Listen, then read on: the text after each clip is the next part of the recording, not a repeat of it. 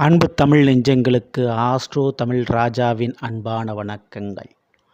இன்றைய பதிவில் நீசத்தை பார்க்கும் ராஜ கிரகம் இனி நிம்மதியும் சந்தோஷமும் கிடைக்கப் போகும் நட்சத்திரம், அதுவும் கன்னி ராசி அஸ்த நட்சத்திரத்தில் பிறந்தவர்களுக்கு கிடைக்கப் போகிறது.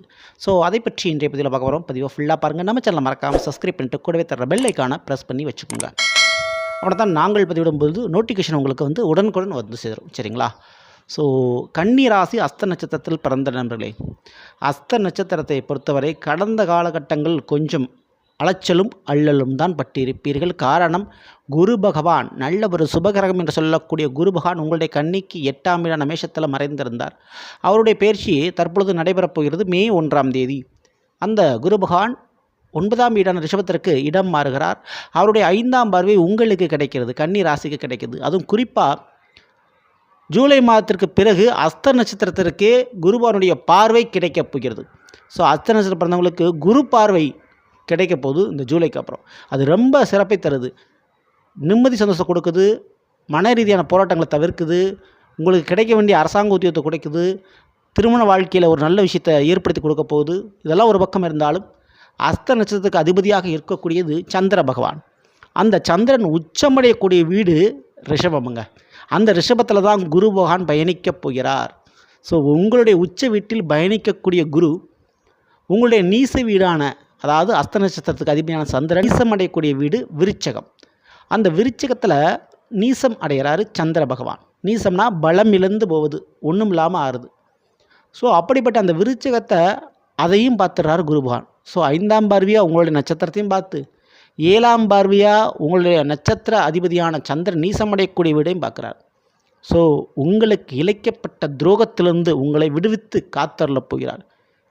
ஒரு தண்டனை, அரசாங்க தண்டனையில் மாட்டிட்டு தவிக்கிறீங்கன்னா அதுலேருந்து விடுதலை கிடைக்கும். வழக்குகள் பிரச்சனைலேருந்து ஒரு முடிவு கிடைக்கும். உங்கள் மீது சுமத்தப்பட்ட ஒரு தேவையில்லாத ஒரு அவச்சொல், அந்த அவச்சொல்லேருந்து உங்களை காப்பாற்றுவார் குரு பகவான். நல்ல ஒரு நண்பர்களும் உறவினர்களும் வாழ்க்கை துணையும் நல்ல விதத்தில் உங்களுக்கு உருமாறி உங்களுடைய வாழ்க்கையை வேறு விதமாக மாற்றுவார்கள். தடுமாறி கொண்டிருந்த உங்களுக்கு சப்போர்ட்டாக உறுதியாக கண்டிப்பாக ஒரு ஆள் கிடைக்குங்க. பணத்தால் இழப்பா, கடன் பிரச்சனையில் தவித்திருக்கிறீர்களா, அது ரெண்டுமே உங்களுக்கு சரியாக மாறுபடும். கடன் பிரச்சனை கண்டிப்பாக குறையும் மறையும். ஸோ ஒரு இடத்துலேருந்து அகப்பட்டுக்கிட்டு இருக்கீங்களா, இந்த இடத்துலேருந்து நான் மாறினால் போதும் அப்படின்னு நினைக்கிறீங்களா, அப்படிப்பட்ட ஒரு மாற்றம் உங்களுக்கு கண்டிப்பாக அந்த குருபவனுடைய அருளால் நடைபெறப்போகுது.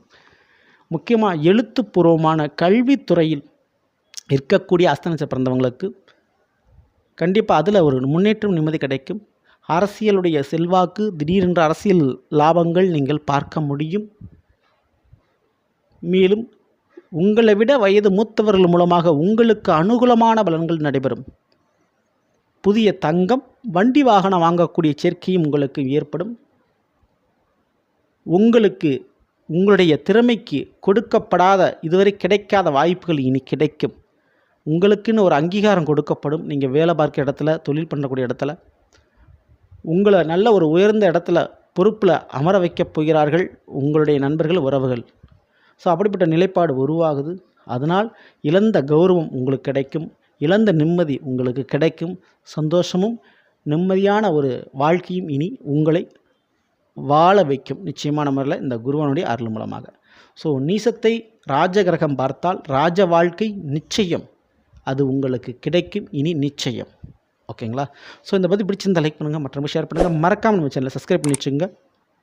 அடுத்தது நிற்போம். நன்றி, வணக்கம். அன்பு தமிழ் நெஞ்சங்களுக்கு ஆஸ்ட்ரோ தமிழ் ராஜாவின் அன்பான வணக்கங்கள்.